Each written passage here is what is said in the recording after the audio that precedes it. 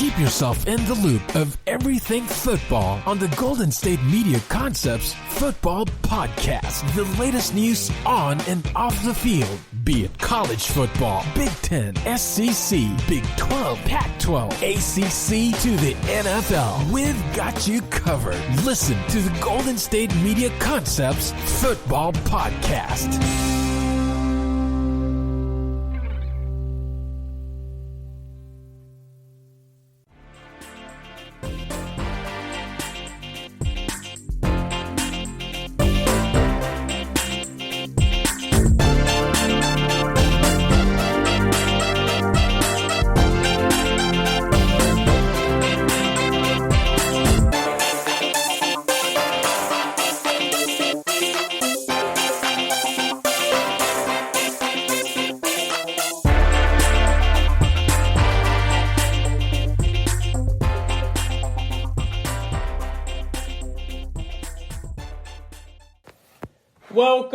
Welcome, ladies and gentlemen. Happy Saturday or Sunday whenever you are listening to this show. We really appreciate it. We hope everyone's having a lovely weekend, sitting back, watching college football, having some good time off, hopefully, and getting ready for Week 5 of the NFL, baby. This is the GSMC Football Podcast, brought to you by the GSMC Podcast Network. I am your host, Kayvon Izami. Once again, super pumped up to be here with you guys talking some NFL football on this beautiful Saturday here in North Carolina. I hope you guys are having some great weather wherever you are. It's getting towards that fall time of year, that football fall season, where the weather is right and the football just gets better and better. We are a quarter of the way through the season. You know what that means, right? It's time to really tell who is real and who is fake. Is a 4-1 record, is that a real 4-1 record? Is that 1-3, 0-4 record? Is that a real 1-3, 0-4 record? That's what I want to know. Because now that we are a fourth of the way through the football season, it's time to be able to tell trends. It's time to know what a real football team is and what their identity is based on what a fake football team is. And what I mean by fake football team is, does a team have nothing going for them? Do they have a lot covering up right now, but really there's not much there under the covers? Kind of like when you have a bed that there's a lot of sheets on it, it looks super fluffy, but when you pull it back, it's really not that comfy of a bed. Or is it you just have one sheet, you pull it back, and it's still super comfy because there's a lot of foam in there, there's a lot of cushion. That's what we're starting to find out with these NFL teams, right? How much do these teams have? And we're finding out this year in so many different ways than other years, right? Because of what's going on with COVID and how we're really now starting to see the effects of teams having positive coronavirus tests for players. And it's starting to get, okay, so next man up. How is this organization running their franchise? Are they following the rules? Are these players holding themselves accountable while the coaches holding themselves accountable? Look, we're seeing what's happening with the Titans. And I said it on Tuesday, and I'll say it again. The Titans have to be punished. I am not in that organization. I do not have sources in that organization, so I do not know exactly what happened. But it is true, we know this for fact, that they held a private workout. That after the NFL shut down their facilities, after all those positive tests, that a couple players and maybe even coaches went to another field, a private field, and held a workout. That is incredibly irresponsible, and it's downright sad. You cannot be doing that during a pandemic, and that's why they keep having an outbreak. And they are so lucky that the NFL is not making them forfeit their game. Instead, they're going to be playing Tuesday against the Bills. And you know what, man? The Titans really took away, as football fans, they took away something from us. Because I don't know if you guys are like me and you like to look ahead on the schedule. If you look ahead on the schedule, next Thursday night, so a week less than a week from now, we were going to have the Kansas City Chiefs going to Buffalo. Two of the best teams in the entire NFL right now. Two undefeated teams were going to be facing off on a Thursday night in Buffalo. Finally, a chance to see, okay, has Josh Allen really improved that much? Or is this just against the opponents he's playing? Now, I think he's improved. I think he's a really good quarterback, and the organization just deserves so much credit for the pieces that they have put around him and for the way they've worked on developing him. But we were going to get to see that. That was one. You remember we talked about this a couple weeks ago. We had Emmet Golden on from ESPN, and we talked to him about, can the Chiefs go undefeated? And I told him, and I told you guys also, I said, if you look at the Chiefs' schedule, there's about 3 to 4 more games where it's like, okay, Mahomes has to play Mahomes-level football for them to win. And if they get through that, then they can go undefeated. This was one of those games. I circled that. Now, they'll still be playing at Buffalo on Sunday. They just moved the game from Thursday to Sunday. But still, we were going to see it in prime time. We were going to see it Thursday night. That would have been amazing. And the Titans took that away from us. Because now, if you guys are asking why, now the Tennessee Titans game against the Buffalo Bills will be played this Tuesday. Which means no way in heck can they then the Buffalo Bills then turn around and play a game on Thursday with 1 day of rest. That's pretty much suicide for these football players. So the Buffalo Bills and Titans will be played on Tuesday night. And then there will be no Thursday night game this week. That will be then pushed back to Sunday, where the Kansas City Chiefs will play Buffalo then. So, an updated schedule. The New England Patriots against Denver Broncos is moved to Monday night as well. So we have another double dipper on Monday, which is awesome. I absolutely love these double dipper games. 2 Monday night games is something I've always, said that I would really like the NFL to do. So we're getting to see that, but it's unfortunate how it happens. And it's great for us fans, but how much longer can this keep going? That's the question. Can we keep having the NFL just push these games back a couple days? That's what happens when you don't plan for each team to have 2 bye weeks during a pandemic. So, look, the NFL's making it work right now, and I get that they talked about they can push back the Super Bowl and all that, but they're hanging on. Look, first of all some of these media members that are saying the football season needs to be canceled and all that, just stop, all right? You have to power through. Baseball powered through. NBA's made it, NHL did it. I get that NHL and NBA had a bubble, and really those two are the epitomes of how to do it right during a pandemic, and you really have to applaud them. But we were going through this with baseball too, and they powered through. Now, the players need to start taking some onus, all right? Because I hear a lot of players, and I hate to call out players like this, but I hear a lot of players whining and complaining about the protocols and how they're too strict. Well, let me tell you something.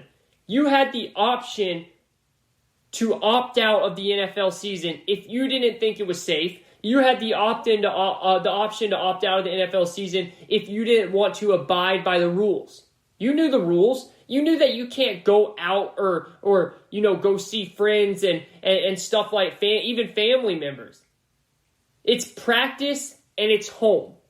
And then that goes for your family members that you live with too. They can't be going out and all that stuff and seeing their friends because they might come home and then get you in an unfortunate situation. Look, this is how it is. It's a pandemic. If you want to get paid, then you have to follow these protocols. Because if you do not, there will be no football and you will not then get paid. And that is why the NFL and every other sports league gave players the decision to opt out. They said, we will not penalize you. You will be right back on the team again next year. Your contract will just go into the next season. You just will not get paid this year, obviously, because you don't play.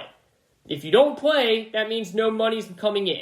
And if no money's coming in, I don't care how rich these owners are, it's not fair for them to have to pay you. This is how it works. They had the chance to opt out. You still can opt out if you want to, I'm sure. I don't know that for sure, but I'm sure that you can want to say if you want to leave, you can leave. But this is it. And the players have to stop complaining. And they have to start to follow these protocols more strict because this is bad what it keeps happening. And the organizations have to really start to get back on these players. It's too much. We're having too many outbreaks here and there. Now, luckily, I shouldn't say outbreaks because luckily we've only had one outbreak, which kudos to all the teams for that. But we've had a lot of solo positive tests. Positive test by the Jets, a positive test by the Patriots, a positive test by the Falcons, positive test by the Chiefs. Now, credit to the Chiefs, the Patriots, the Falcons, the Jets, for being able to not allow an outbreak. I mean, guys, we even saw the Patriots, Stephon Gilmore, played against the Kansas City Chiefs. Patrick Mahomes went up face-to-face after the game and dapped him up. A day later, Stephon Gilmore gets tested positive for COVID-19, and somehow Patrick Mahomes doesn't get it, and there is no outbreak going on in the Chiefs Chiefs facility. All right, and all those people that were hating on Patrick Mahomes, saying he should know better, guys, this is football. He went up to say congratulations, and or went up to talk to a very good competitor on the other team. All right, that he did nothing wrong. He did nothing wrong at all. If you guys don't want them to go talk to the NFL, make that a rule. No talking to the other team after the game if you want to be safe. But don't try and put it on Patrick Mahomes for having a mental lapse or something like that and not thinking. Nah, he just went up and talked to a fellow opponent. Now, he got lucky because that opponent appeared to have coronavirus, and he got lucky he didn't get it. Thank goodness, but that he did that, and that wasn't a mental lapse. That was just him being a competitor and a good sportsmanship man, and going up and congratulating, well, not congratulating because they didn't win, but just talking to a very good player in Stephon Gilmore. So I don't know why people were coming at Mahomes like that. But look, all in all, I mean, we're 5 weeks into the season. There's 32 NFL teams. There's 80 players and 20 more staff members, probably even more than that, in each facility. And we've only had one serious outbreak. Like, this is a positive first quarter. Okay, don't let people mislead you out there, all the doubters and and the Debbie Downers and all that. This is a positive start to the season. It's just got to get better though. It's got to get better. All these solo positives, I get it. That's what happens when you're not in a bubble. You'll get some random positives here and there. You cannot allow another outbreak. You can't.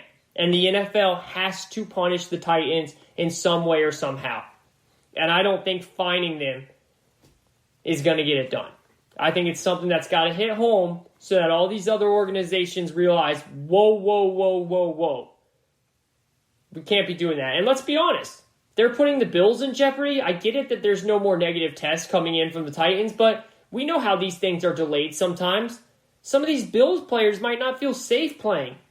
Some of the coaches, Sean McDermott talked to that. He said, hey, look, if we don't feel safe, we're not going to play. Now, they are planning on playing that game on Tuesday night, but I don't blame them for talking about that. The Titans, because they were stupid and they were irresponsible, they were not thinking, they put other people at risk, and they caused themselves an outbreak, and they're lucky that the NFL isn't making them forfeit.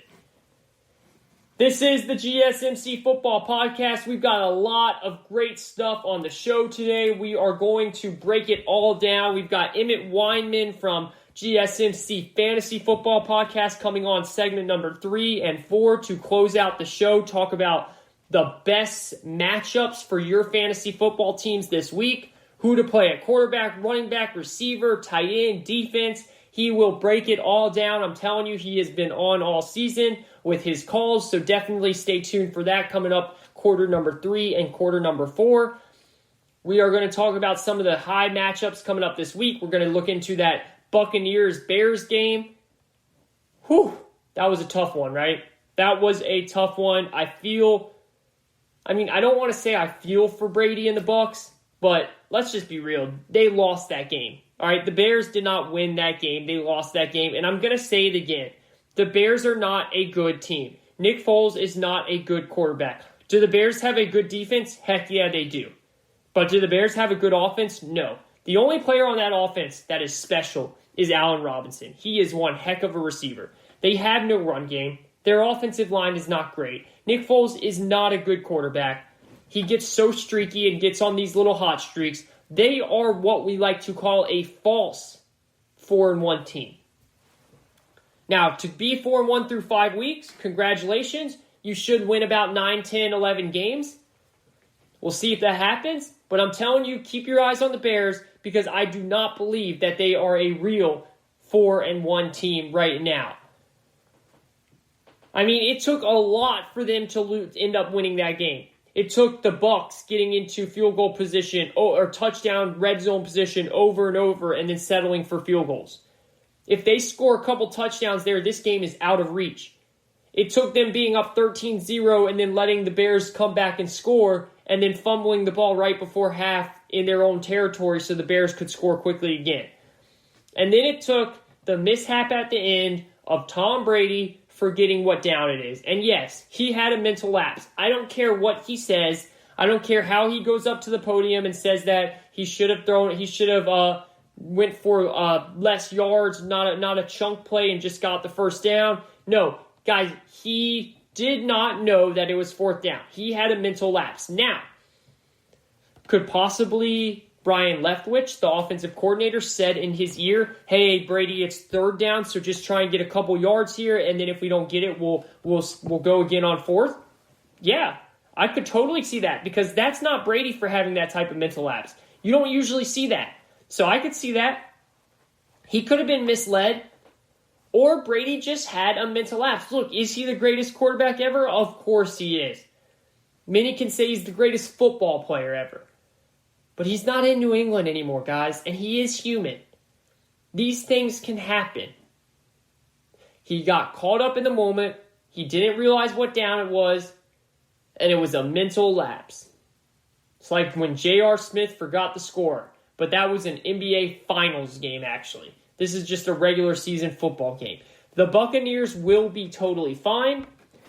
I still think they're one of the best teams in the NFC.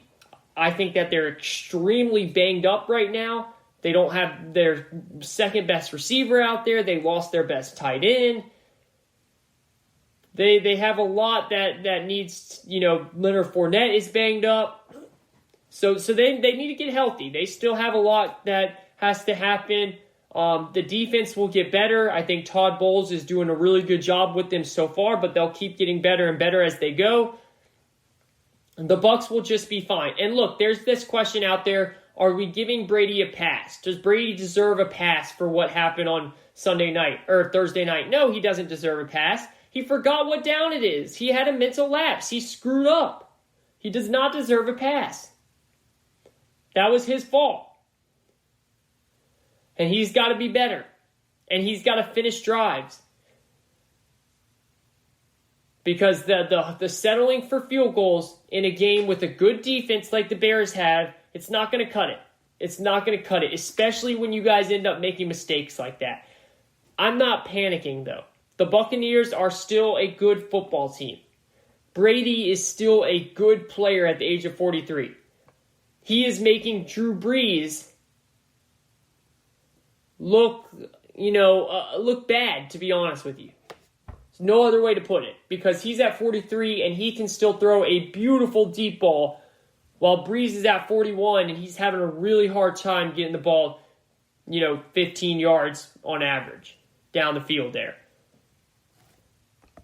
So I'm not worried about the Bucs. I still think that they have a good hold on this division, even though they're 3-2 and they're only one game up. I still think that this is their division to lose. I still think they have so much talent. I think when Godwin comes back, that will take a lot of pressure off Mike Evans. Gronk got a little bit going, but Gronk is clearly there to run block. I told everyone this going into the season. I said I don't think Gronk is going to do much in the pass game. He's one of the best run blocking tight ends in the history of the NFL. And I think he's clearly there to run block. So they're going to have to get Brake going more in the offensive, in the passing game. And look, just plain and simple, Bruce Arians has to be better. Bruce Arians has to be better. He can't have these lapses happen. Yes, that was on Brady. for what we know. We don't know if someone said something different in his ear, but from what we see watching the game, that was clearly on Brady. But Bruce Arians shouldn't allow that. In the huddle, hey guys, this is 4th down. We got to get this first down here. All right, don't go for the big play. Just get the first down. Remind them. Let them know. Just like what I said about with the Falcons when they screwed up with that onside kick. Some coach has to be in the huddle saying, you can grab the ball before it goes 10 yards. You're allowed to do that on the hands team. So, Brady is used to coaches saying stuff like that because he had the best coach ever, the most tedious and detailed coach ever in Bill Belichick. And now he goes to a guy in Bruce Arians who is that whole risk it, no biscuit type of mentality. He'll have a lot of penalty yards on his team. His team doesn't play very buttoned up. They're loosey-goosey. He's a player's coach. Belichick is a coach. And that's no disrespect. Bruce Arians is a great coach. But Belichick he's not going to be your friend. All right? He's going to make you a champion. He's going to make you a hard worker. But he's not going to be there to crack jokes with you all the time. He's got a personality here and there. I'm not saying that, but Bruce Arians, it's a whole different ballgame. And Tom Brady's really starting to realize that. And just kind of like what I said last week, how Brady, I said how Cam Newton earned more money last week not playing than he did if he would have played. Because we saw that, the Patriots had a chance to beat the Chiefs, and if they just didn't have anything going on offense. If Cam Newton was there, they would have had a chance. It's kind of the same thing here. Tom Brady, you realize when they're not there how good you really had it. And Tom Brady's realizing that he really had it nice with Bill Belichick. But I'm not worried about the Bucs. I think they get right. They get going. They were just completely off that game, and they still barely lost. So a lot of good things still going for them. This is the GSMC Football Podcast. I am your host, Kayvon Izami. We are going to take a quick break, and when we come back, we have our first quarterback change of the season, and it's happening in the nation's capital. What comes next? Is Dwayne Haskins already done with the Washington football team? We'll discuss it right after this.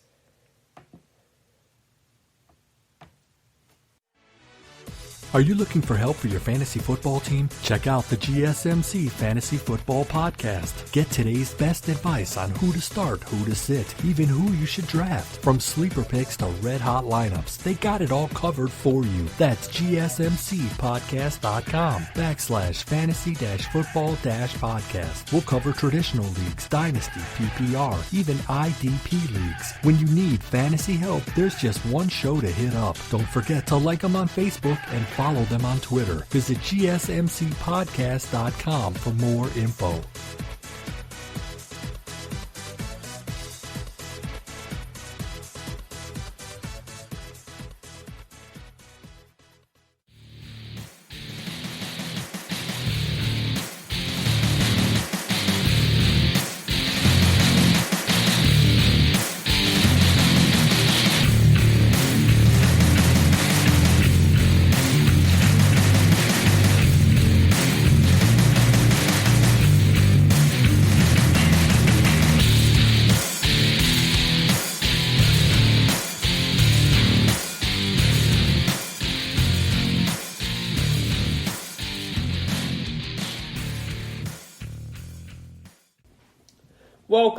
Welcome back, ladies and gentlemen. This is the GSMC Football Podcast. I am your host, Kayvon Izami. I hope everyone is having a lovely day. Big Saturday of football as we now are really in the heart of college football. A lot of great SEC games going on, a couple pretty big ACC games. You got the big Clemson versus Miami game tonight. Miami finally looks like, for the first time in a long time, they have an offense. That's the thing about Miami. Miami in the older days, and not even that much older days, really just like the early 2000s, where they were just the most dominant college football team. The recruits that they were getting, they were just producing Hall of Famer, not even first-round picks, just Hall of Famers like crazy going in the NFL. And they've lost their swagger a bit, and they haven't been able to get things back on the offensive side of the ball. They've had a good defense. They've had some years where they've had a really good defense. They've had some years where they've had a decent offense for a bit too, but then it fizzled out. But with that De'Aaron King at quarterback who they have right now, he's one of those perfect college dual-threat quarterbacks who probably won't be able to be successful in the NFL because he's just not enough of an accurate passer, but he's so electric with the ball in his hands. He can run, he can throw on the run, he can do all that stuff, that he becomes a fun quarterback to watch. And he now has Miami 3-0 with really destroying all three of their opponents, even if it's lesser competition. That's still pretty amazing. And I'll tell you what, Clemson, it's Trevor Lawrence, it's Travis Etienne, who really is putting together one of the best running back careers in college that we have ever seen. A lot of people thought he would have left last year after Clemson lost in the championship game to LSU. He decided to come back. He would have been a first-round pick last year. He will be a first-round pick this year if he goes out. There's no doubt about that. So great games. And then, of course, we are a couple of weeks away from the Big Ten and the Pac-12 starting back up. The Big Ten starts back up, I want to say, October 26th. I think that's right. So that can't be right. 24th, yes. So not next Saturday, but the following Saturday. So we're 2 weeks away from that. And then I think the Pac-12 was going to be right after that, November 7th or October 31st, something like that. So we're really close to having full college football. Hopefully everything can keep going. Hopefully we can keep being as safe and as smart as possible. I do see some of these, and I don't mean to laugh, but it's just crazy to me how they're getting away with this. I see some of these SEC games, and really some of all of these college football games that are allowing fans where there's not much mask wearing going on. There's not much separation going on, and as a country, we are starting to see a spike in the cases again, and that is scary. So, I just wear your mask, be smart, social distance. I'm not trying to be your parent there, but we love our sports, and we're happy our sports are back on, and we don't want to ruin that. So it's great that we have college football back, and we're really in the heart of things now. Georgia is putting it all over Tennessee, who actually has a pretty good team this year. Tennessee looks like Jeremy Pruitt's doing a really good job there. So it's great. I love it. Everything college football is awesome. It's great to see some fans in the stands. But it's also, you got to be smart about it too. Full on and full on. If you're going to these games, wear those masks because we are seeing spikes in the country again. And that's one of the last things that we want is to have our sports taken away again. And then, of course, most importantly, the health of everyone out there is by far the most important piece of everything here. But as I ended that last segment, I talked about how what we're doing with what the NFL is doing with the schedule and how you have to be aware. Like, you need to make sure, especially for fantasy reasons, you need to make sure you're updating as much as possible on where everything stands. The Buffalo Bills Tennessee Titans game was moved to Tuesday night. The Broncos Patriots game is Monday night, so we get another doubleheader on Monday, which is always awesome to see. I love that so much. So just be aware of that and make sure that the games are happening. I know that they had no positive tests come out today for the Patriots or for the Titans, so they reopened their facilities, so those games should be good to go. It's exciting stuff. But it's also worrisome because the NFL did not plan for this from what it seems, and we kind of just keep pushing things back, and we kind of just keep hoping that we can have a Monday night game or have a Tuesday night game, and it just starts to make me wonder, well, what happens when that starts to become too convoluted? When we start to pack up like 3 Tuesday night games, Again, all in all, I don't want to sound like a pessimist because all in all, we have done an amazing job. And when I say we, I really shouldn't say that, because I should give credit and full credit to the NFL teams and the NFL organization and the NFL itself and the NFLPA. I mean, think about this. And I know that there's media members out there saying that we need to put the halt on the season, and I just don't see why that makes sense. Think about this. There are 32 NFL organizations. Only one outbreak has happened so far. That's amazing. That's really, really amazing. You do not see something like that when these teams are traveling and all that. So, yes, we do have a couple of tests here. We do have a couple of positives here and there, but we're limiting it from an outbreak. And that's the most important part. As long as we can keep that up, as long as the NFL can keep that up, then the season should be good to keep on going. But once we start to have outbreak after outbreak after outbreak, that's when things start to get questionable, and hopefully that won't happen. This is the GSMC Football Podcast. I am your host, Kayvon Izami, and as I told you as we ended that segment, oh wow, Arkansas taking the lead on Auburn, 28-27. Auburn. I know you just got your behind beat last week against Georgia, but now you can't come lose to Arkansas. Oh, man.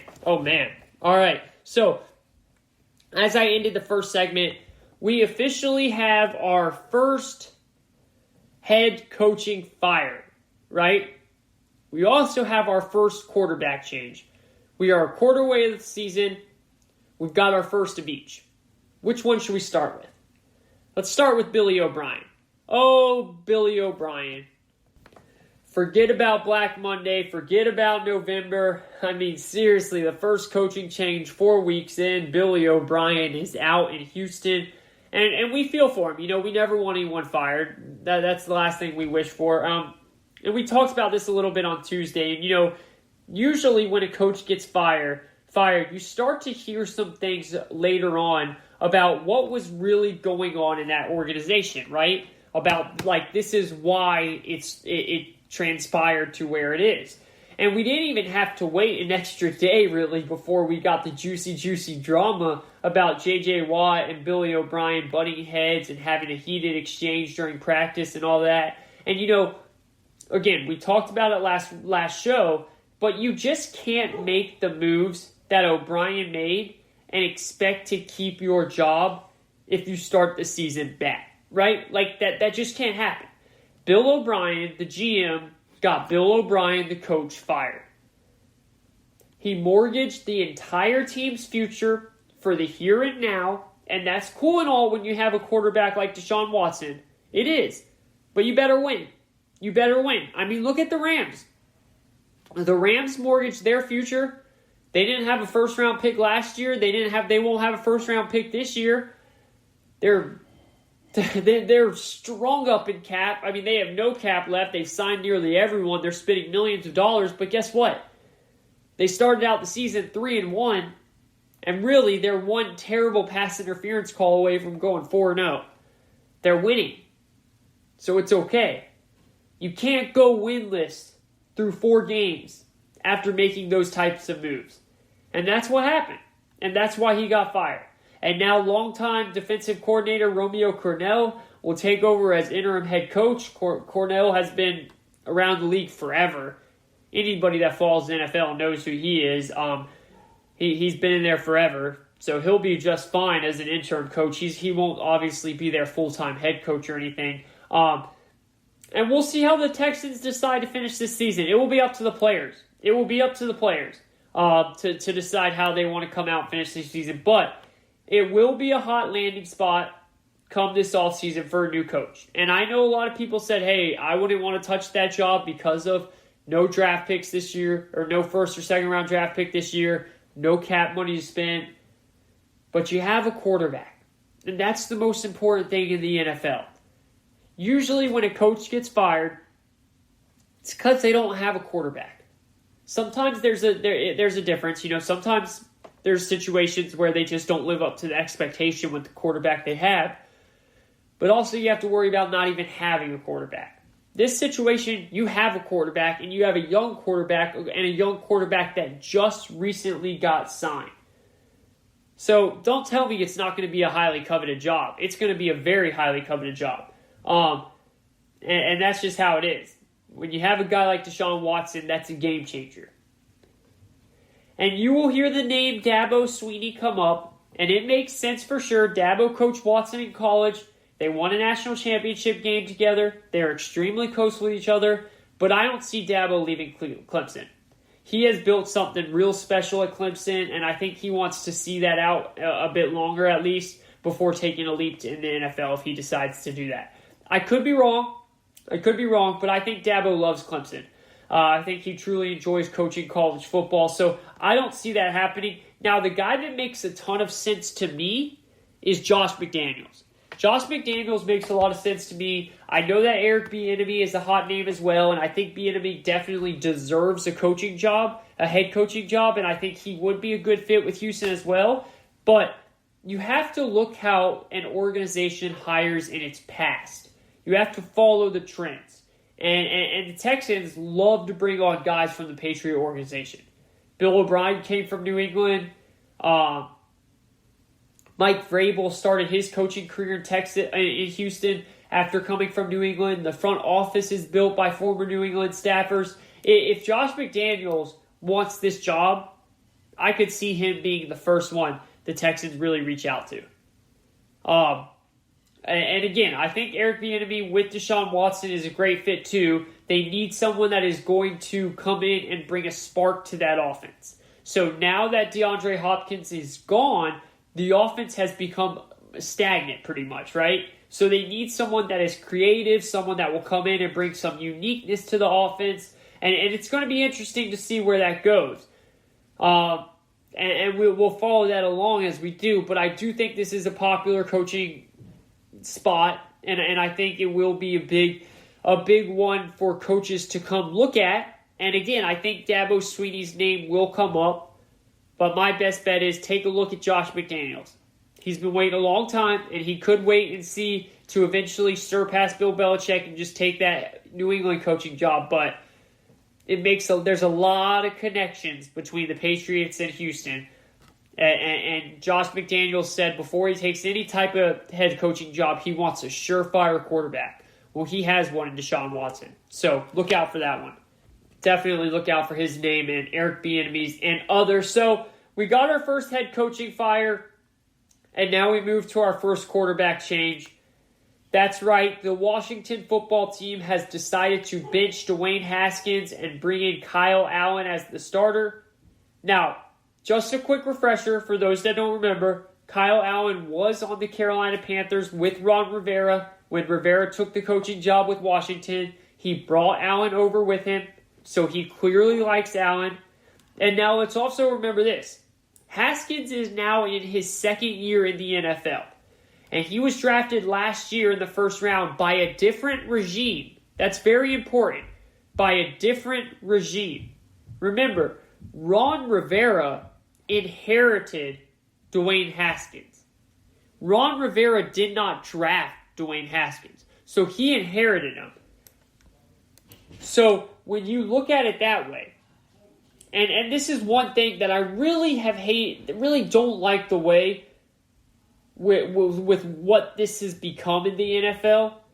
It has become this, if you're not good by 1 year in, then you're going to get benched and you suck. That's pretty much what it's come with quarterbacks in the NFL, right? It's like, if you're not good by 1 year in, if you're not a starting quarterback that's showing progression and progress over and over and over 1 year in, then you're going to get benched and you suck. Like that's kind of how the narrative has become with young quarterbacks in the NFL. We give up on them too easily.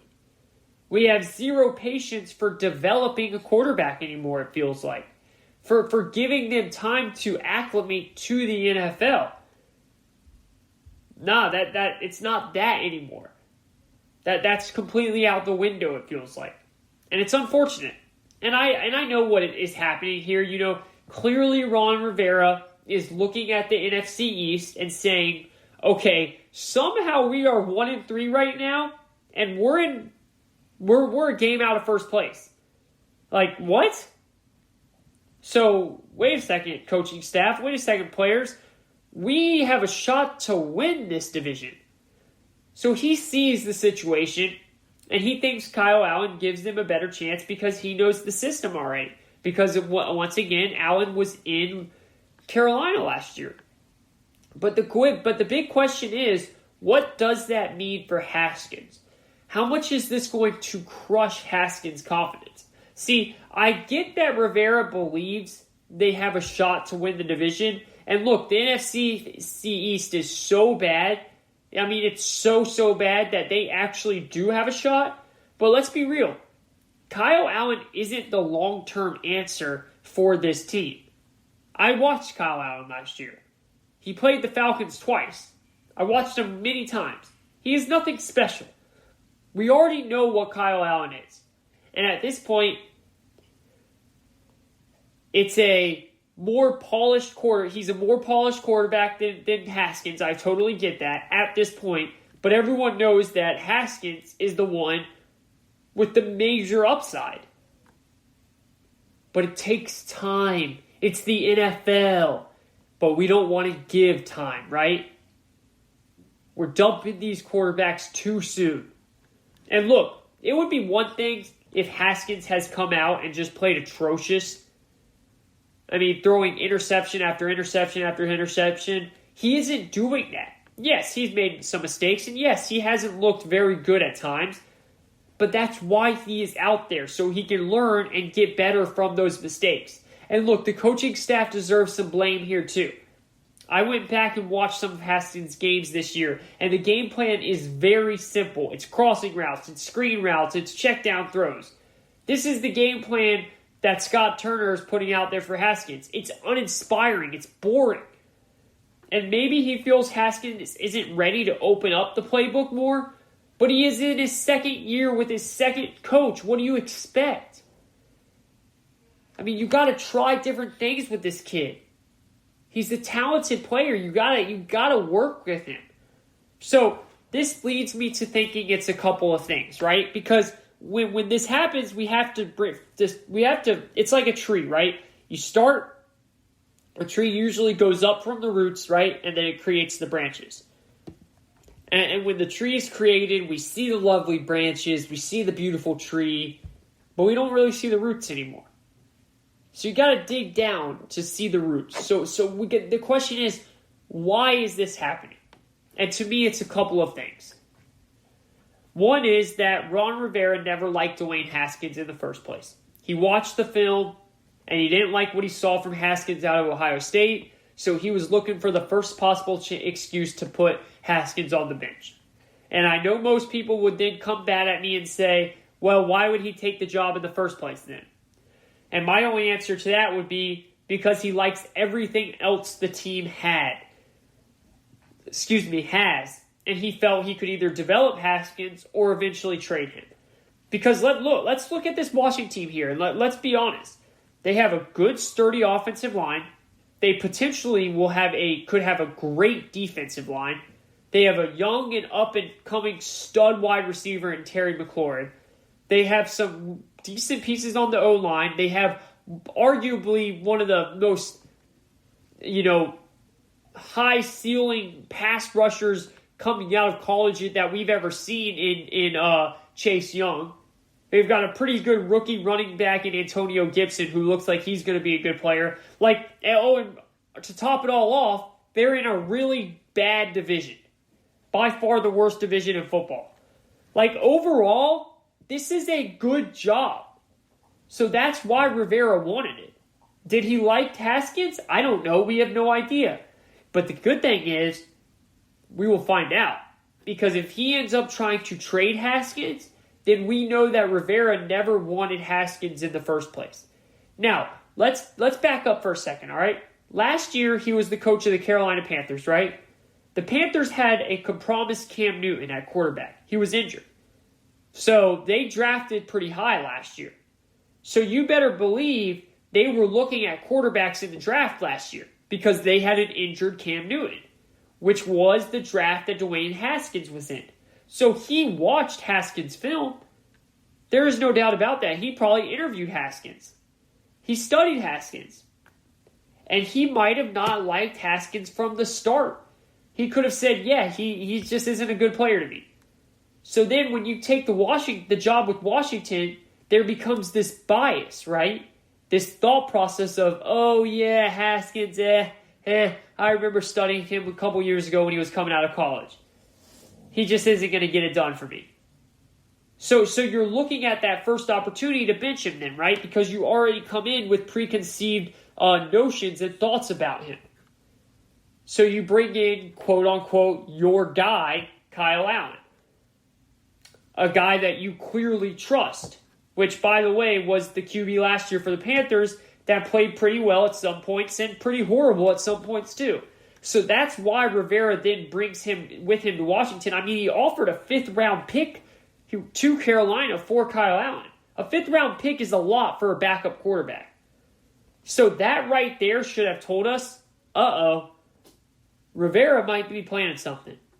And let me just say, I'm not saying that Rivera was secretly rooting for Haskins to be bad so he could bench him. No, I'm not saying that. I'm saying that he probably didn't think that Haskins was that good at QB. And he thought, all right, I'll roll him out there to start the season because he's a young quarterback. He just got drafted. We have to see what he has. Hopefully he will prove me wrong and he will be good. But if not, I have my guy sitting back here ready to come in. And it sounds harsh, but that's the nature of the business. It becomes a bottom line business. Win now or you're in trouble. It's unfortunate, but that's how we've lost all the patience and ability to hold out and develop a quarterback the proper way. We don't have that anymore because it's such a bottom line business. But that's what happens when you're in the result reliant business, I guess. And look, this is one of those situations where the numbers say that Dwayne Haskins has been horrible out there. I get it. He is last in total QBR. He is 27th in completion percentage. He's 26 in yards per attempt. Like, I get what the numbers say. And by the way, his completion percentage is 61%. Peyton Manning's completion percentage in his first 2 years was under 60%. Andrew Luck was 55%. Alex Smith's completion percentage in his third year was 48%. Like, those are great quarterbacks right there. It takes time. It takes time to be a good NFL quarterback. And I'm not saying that's who Dwayne Haskins is going to be, but it just takes time. In the scheme of things, if you're watching the games, he doesn't look as bad as everyone is making it out to seem. All in all, though, I believe that Rivera just saw where they stood in the division, and I think he believes they have a chance to actually go out and win the division. And he thinks Haskins is not the best guy to make that happen. And I just want to read a quote real quick from Ron Rivera back in August. So before the season even started, he was on a radio show called Tiki and Tierney. Great show. Former Giants legend running back Tiki Barber and then Brandon Tierney. They do a great job. I think it's on CBS Sports Radio. And they had Ron Rivera on the show back in August. And Tierney asked Rivera, and I quote, "So just to be clear, if Haskins is not playing the best, you would be okay with not starting him week 1? And Rivera said, and I quote, "Yeah, because we have to go forward with who gives us the best chance to win a football game. I'm not waiting for the quote-unquote right person, We have to make those moments right. And if waiting for someone to catch up, that's not going to help the other guys. Yeah, we have to make sure that we're growing and we're growing every day and we're taking positive steps forward." That's what Ron Rivera said back in August. So now clearly the growth has not been getting better, and that's why Ron Rivera said the week after he did make this shift, he said this, and he quotes, "To me, I think the big thing is looking at where we are in terms of our schedule and the situation of circumstance. This has been thought out by me for a while, and this goes back to the beginning of the schedule. And now our next 4 games are NFC games and divisional games, and I just felt based on the things that have gone on with Dwayne, based on his development, where he is, we are better off putting the ball in the hands of guys that know our system, and a guy that has been in our system for 3 years, end quote. So look, he is clearly just throwing out the excuses there and using the whole, Kyle Allen knows our system. It's better to go with Kyle Allen than anything else. But at the end of the day, he is right. The decision is unfair. It's completely unfair. But Rivera is right that he is looking at this division. He sees how bad it is. And he says, hey, I have a guy here that knows my system. As what he could do, he could read it in his sleep. So because of that, we have a better chance to win. And we will see if it pays off. But it's unfortunate for Dwayne Haskins. It's unfair for Dwayne Haskins. And, we are going to learn a lot about Dwayne Haskins now and the type of professional he is. How does he react to this? Does he pout about it on the sidelines? Does he come in and start to, not focus as much? Or does he act like a professional and supports Kyle Allen? This is a big, big moment for Haskins because he is now showing not just to the Washington franchise how he acts, but to all other franchises who might be willing to trade for him if it comes to that point. Now, we still have a ways to go, and it all depends on how Kyle Allen plays. For all we know, Allen comes out and stinks up the place, and Haskins goes right back in. But I feel for Haskins. It sucks. It's unfair. But he has to take it on the chin, act like a professional, and get better each day in practice now. Put in the work each day in practice and see what happens from here. And we'll go from there. But we have one quarterback change down, one coaching change down. We'll see what happens from here. This is the GSMC Football Podcast. I am your host, Kayvon. We are going to take a quick break, and when we come back, we'll bring on Emmet Weinman, host of the GSMC Fantasy Football Podcast, and we will break down all things fantasy football and see where everyone's at with their fantasy football season as we're a quarter of the way through. And Emmet will give us his winning picks of the week for who to play in best positions. We'll be right back on the GSMC Football Podcast. I am your boy, Kayvon, right after this.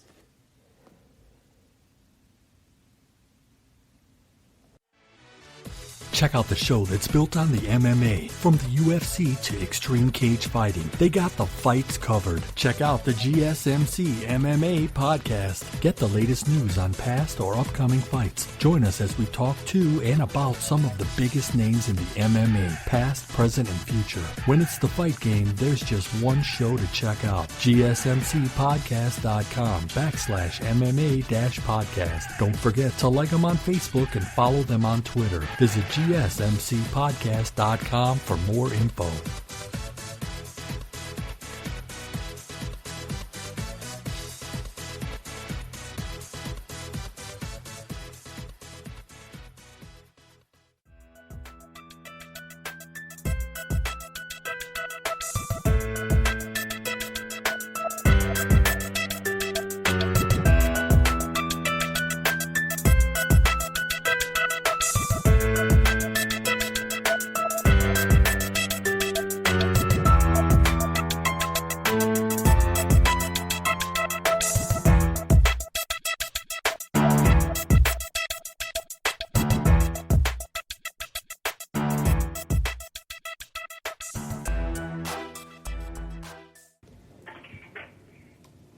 Welcome back, ladies and gentlemen. Thank you for tuning in to the GSMC Football Podcast, brought to you by the GSMC Podcast Network. As I told you guys, we are now joined once again by Emmet Weinman, host of the GSMC Fantasy Football Show. Emmet does a great job, 2 shows a week. Go check that out on all your platforms. And I told you guys earlier in the show, we'll bring him on to talk a couple of the top storylines going on in the NFL this week, and then, of course, as always, our resident fantasy expert to give you guys the best picks of the week. Hopefully, you guys are winning those fantasy leagues of yours, playing some DFS, having some fun. Emmet, how you doing today, my man? Well, I say this every week. I'm going to just keep saying it. When it's football, I'm doing good. So we're doing real good. Good. We like hearing that answer. All right, get ready. It gets us excited, so we always like hearing that answer. Look, man, it's been 4 weeks now, we're a quarter of the way through. So, I always like to say, especially, just for regular football, after 4 weeks, you have a good idea of what each team's identity is, right? I mean, you know that you have a couple false narratives. Is a team that's 4-1, are they really good? Is a team that's 1-3, are they really that bad? You know, you always get that, and that's just something that everyone can debate. But overall, you have a pretty good idea of where everyone stands as an overall football team. And we also got the first firing, I should say, of the week, you know, of the season when it comes to Billy O'Brien. You know, we talk so great about Billy O'Brien getting canned down in Houston. I just want to get your thoughts on that first. What do you think about them letting him go 4 weeks in? And really, why do you think it happened? Well, what is your opinion of why it came down to this point? Well, I mean, I was a pretty big supporter of Billy O'Brien. I like him as a coach. I know that's pretty contrary to what the public opinion is. I mean, obviously, as a general manager, there's some questionable moves he made. I mean, obviously, some bold moves, trading away your best weapon for some draft picks, trading away draft picks to get players that, they've had some questionable reviews. But as far as the coach goes, I mean, I think it was just his time kind of wore out. There was a severe disconnect between him and the players. When I'm going back and watching them on tape last week, I mean, they kind of looked lifeless. I mean, on defense, they literally just showed no effort at all. And then on offense, they just didn't have that same fire, that same toughness. And even Deshaun Watson didn't play like that. And he was going to give it his all. So I think when your top dogs like Watt, apparently there's a report saying there was an argument between him and Billy O'Brien in practice. I mean, who knows if that's true, but I think there was rumblings as the season went along. There was just this big disconnect between O'Brien's personality and O'Brien himself and the players. And I think it was, you know, just due to O'Brien's, he's a fiery guy. He comes from that Belichick tree, but have you ever watched, like, the Hard Knocks with him? Yeah. He has, that'll give you, like, a sneak peek at what he is as a coach, but he's fiery. He's going to let you know when he's mad. He's going to wear his heart on his sleeve. And, you know, that's good. That's passionate. That'll work. But that's not going to work in the long term. And I think the Texans players just got tired of it, and they kind of nailed it in on him. And that's why they had to make a change. Yeah, no, you're spot on. It's definitely not going to work, too, when you're 0-4. And I think you hit it on the head. First of all, I actually agree with you. I think Bill O'Brien, the coach, is a good coach. I mean, really, and I don't know how much this is saying, but if you look at all of Belichick's disciples that we like to call, he's probably the best coach ever to come out of under Belichick's wing. So, I mean, he won the AFC South, 5 of the last 6 years or 4 of the last 5 years? Like, he's done some things, even with bad quarterbacks at times. So, what it is Bill, the GM, got Bill, the coach, fired. It's just that simple. He's a fiery guy. He made some terrible roster moves that clearly the roster, the players were not happy with. I mean, they love Deshaun. How can you trade a guy who your quarterback and wide receiver are best friends? You know, they go to college, they went to college together, they love each other. You trade that guy away, and then that's why you see maybe Deshaun Watson's not giving it his all on the field, like you said, who's usually a guy that goes all out every day. So I think you nailed it on the head. Real quickly, because we'll be able to talk about this more as we go, obviously, but just early look at that job to you. You know, look, they don't have their draft picks. They traded those away. Billy O'Brien did that, the GM. They're cap strong, but all in all, they have a really good quarterback in Deshaun Watson. Is this a favorable job in your opinion? And who do you think might be someone that we might start hearing that could go take that job? You know, just kicking around some names. I've been trying to get Dabo Sweeney. I mean, I don't know why I don't have Cliff Kingsbury and some of these other college coaches get jobs and he doesn't at least get a look. I mean, it's going to be hard to get him away from Clemson. He's getting like $10 million a year and he's winning championships. So, I mean, when you have all the power, it's very, very hard. But, I mean, I think he's an outstanding coach that I would really try to pursue. And obviously Deshaun Watson would be all for that. And maybe a Patriots. You know, someone from the Patriots line. I mean, they first have to hire a GM. So I think whoever the GM is going to be a big indicator for who the coach is. And that's why I don't think Dabo will be the coach, because Dabo's not leaving Clemson to work for a GM. You're spot on with that. There's no way. That's a great storyline, though, man. I would love to hear the Dabo rumors. And if Houston is smart at all, they would at least give a look into that. Like you said, if Dabo ends up saying no, well, he ends up saying no because he has a great thing going on. But why not give that a try? And hopefully they would get Deshaun Watson's opinion on who they want to go with. I really like your idea of someone in the Patriots. I think Josh McDaniels would be perfect with Deshaun Watson. I think he would bring some life into this offense. After trading away Hopkins, they need to do something a little bit more out of the norm to get these receivers going. So I think that's a good place where you're going. But like you said, it's got to come starting with the GM first. Now let's move on to something that you have been calling, really spot on since we first started this show. And it's, first of all, the NFC is the worst division in football. And you said it every single week. If you have the defense or pick up the defense that's playing against Washington, because Haskins is going to win you that week for your defense pretty much. Now he gets benched. What are your thoughts on him getting benched? Do you think it was fair that I get he was playing bad, but 4 weeks in, do you think it was fair? And do you really think that Kyle Allen is going to be much of an upgrade?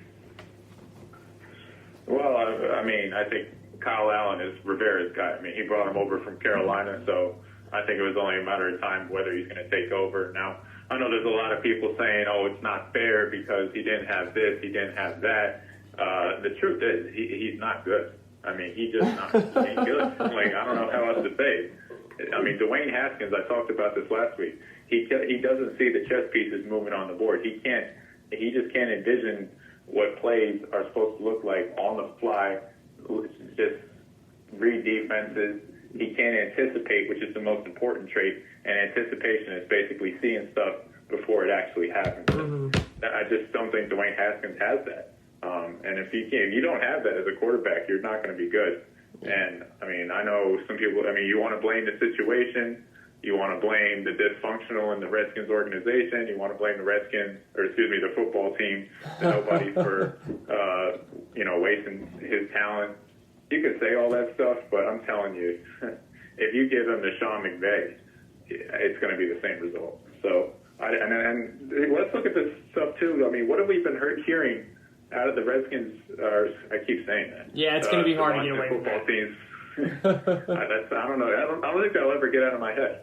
It's because you're a Cowboys fan, dude. So they've been front and center, playing against them twice a year for your whole life. It's going to be much harder for someone like you to get away from that than others. But keep going, you're good. Yeah, exactly. But I don't think you can put them in an optimal situation. I don't think you're going to get a better result. I just think, look at what has been coming out of their camp. Last year, they said it was taking him a while to learn the playbook. He isn't really stepping up as a leader. What's interesting, though, is that they made him a captain. Yeah. I don't know why. Mm-hmm. I don't know if maybe the players like him. But, just in terms of the intangibles, it sounds like he just doesn't have it. So when you combine the fact that he's not willing to work hard, show up, be the first one in, last one out, combined with that, and he can't anticipate, you don't have a quarterback. So I think Rivera, he gave him a leash, obviously, because I think Dan Snyder wanted to really pressure him, like, hey, this is my guy, I drafted him. Because we all know Dan Snyder's picking the players, right? Oh, yeah, for sure. He handpicked Dwayne Haskins like a Chief Scout would.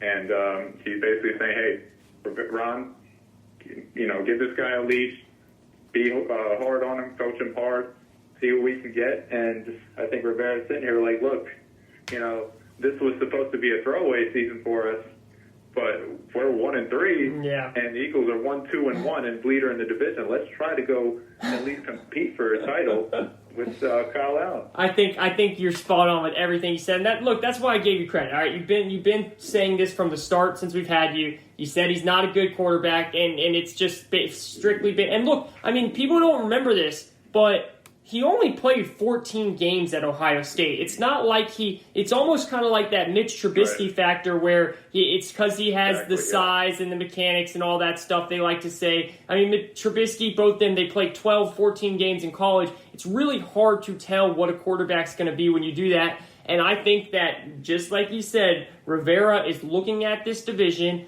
He's saying how we're somehow still in this at 1-3. At least Kyle Allen knows my system very well from back to front.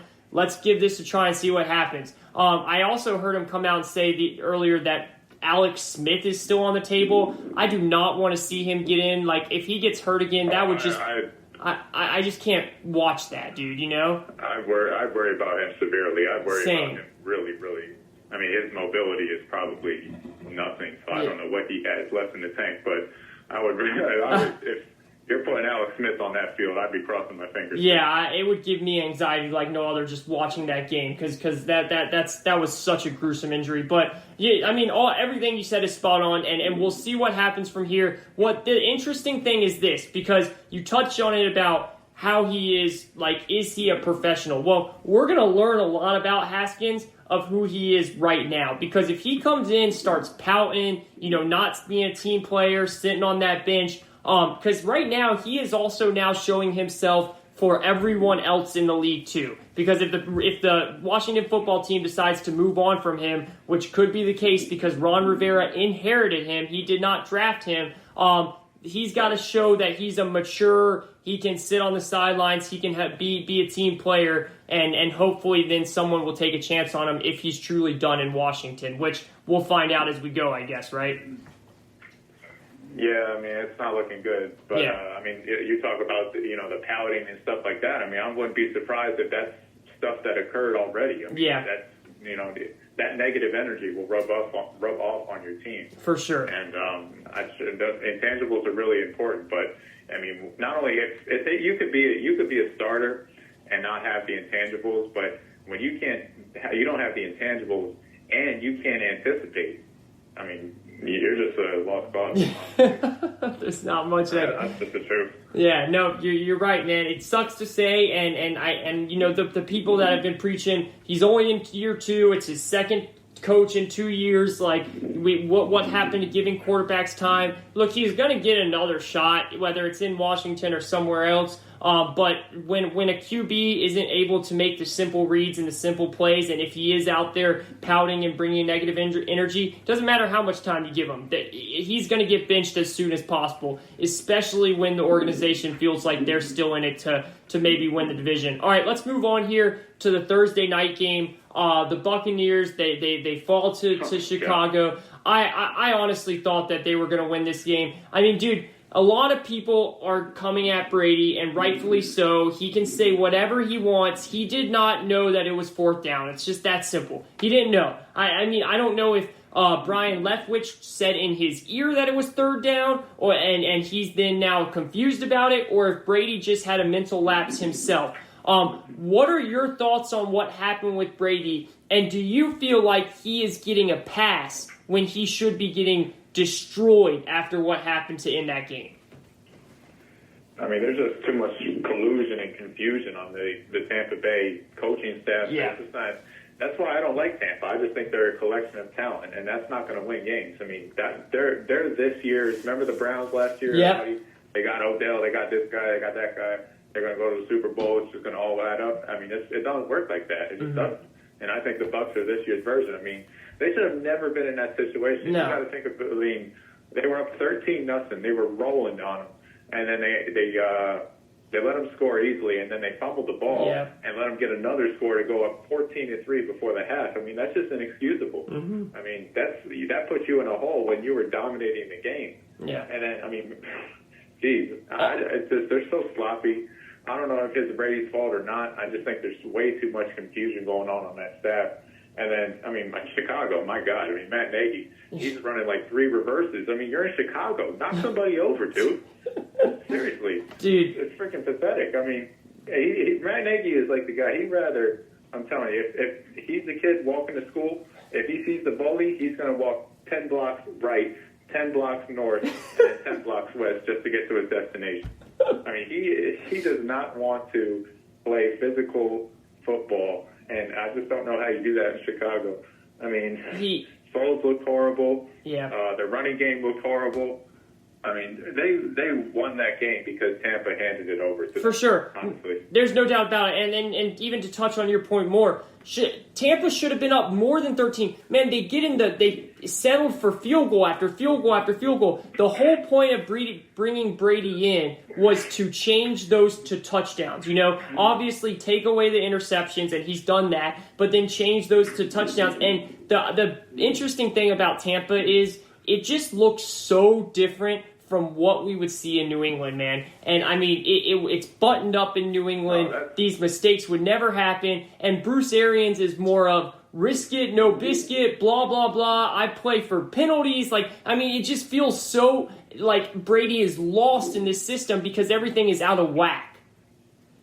Exactly. And I think there's a lot of things that Brady, he's looking. He's like, well, where's my thing? Where's this? Where's that? I mean, there's stuff that he's expecting and that he's so used to in New England that he's not getting. I mean, there's a huge difference between Belichick and Bruce Arians, and especially there's a big time difference between Byron Leftwich calling plays compared to Josh McDaniels. That's for dang sure. And sometimes that saying of you really realize how good someone is once you left them or whatever, that is definitely becoming true right now for Brady. One thing about Chicago, dude, I think that they are one of the worst 4-1 teams I've ever seen. I'm sorry, man. I do not think Nick Foles is a good quarterback. He's not a good quarterback. He's not. He gets hot and has these couple of plays. They won that game because Tampa sucked and because their defense showed up in big moments. Their defense is what is winning them games. Nick Foles is doing nothing. I hear all these Chicago fans that are like, I knew if we put Foles in, we'd win. No, Foles is not good, man. No, he isn't good. I mean, I think he's only good in that green uniform. But aside from that, that's about it. Yeah. He could be another. We talked about Andy Reid last week. I think he's a big-time product of Andy Reid and his development. But I don't like anything about that Bears offense. I think their running game's horrible. I agree with you about Foles. Matt Nagy, I mean, his head is not even looking at the field. Every time they put the camera on him, he's looking at his play sheet, just trying to go up and down, up and down. I mean, I just think there's a point where these coaches, they're just so obsessed with calling these plays and looking for the next play and the next play and the next play. They're not even watching the game. I'm like, there's no rhythm to their offense. It's like you got to have some beat, some tempo. I mean, they just don't know how to do that. And I mean, Nagy, I mean, he's like everything opposite of what I'm saying. I mean, he's literally into his play sheet so deep that his offense is just like it's a mess. It's an absolute mess. I like everything. I should say I don't like anything about that offense except for maybe Allen Robinson. I mean, he's a good player, but aside from that, I mean, I don't know what they got. Yeah, no, Allen Robinson is a good receiver. I enjoy watching him play, but I agree, and that kind of brings us to the fantasy aspect, which we'll get into in a second, but I just don't. I stay away from that, and that's why I played the Bucs defense in fantasy because I thought it was just going to be, the Bucs defense is not bad. I thought it was going to be a pick six. They got 7 points, which is decent for a defense, I guess, but I just don't like anything about the Bears offense. I think it's extremely fluky, this 4-1. And when it comes down to it, I don't see them as a threat in the NFC at all. Real quick, before we take a quick break and come back to fantasy, with them having 4 wins right now, what would be a disappointing season? Like, give me a number of amount of wins that you think would say, okay, they just started off 4-1. If they ended up with blank amount of wins, what would that would be disappointing to you? Or to Chicago fans, not to you, because I know how you feel about them.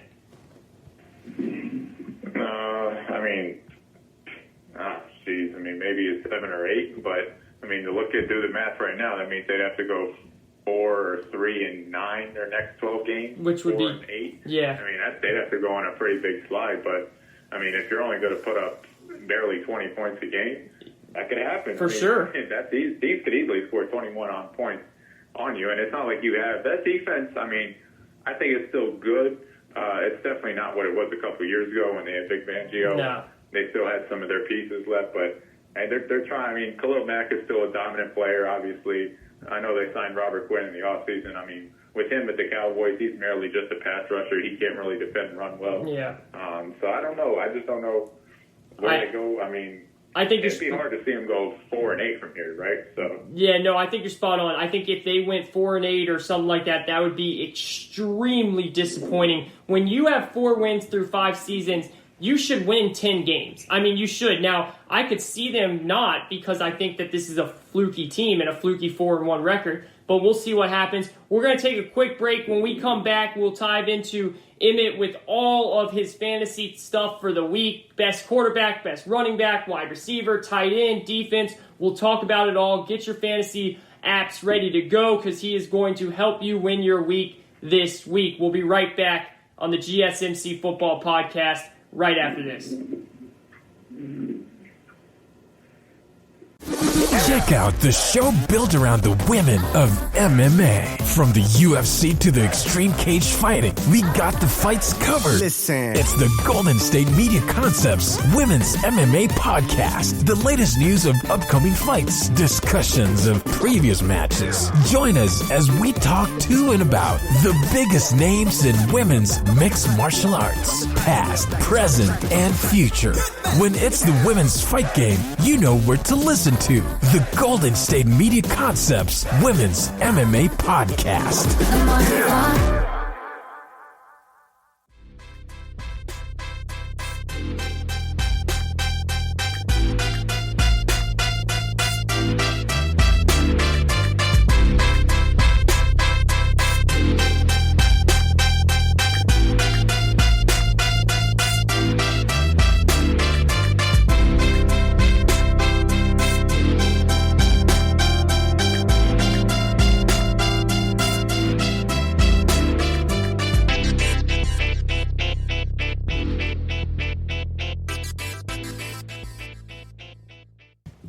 We are back. This is the GSMC Football Podcast, coming into quarter number 4, segment number 4. Got Emmet Weinman back on with us, host of the GSMC Fantasy Football Podcast. We just talked about all the top storylines going on in the NFL right now.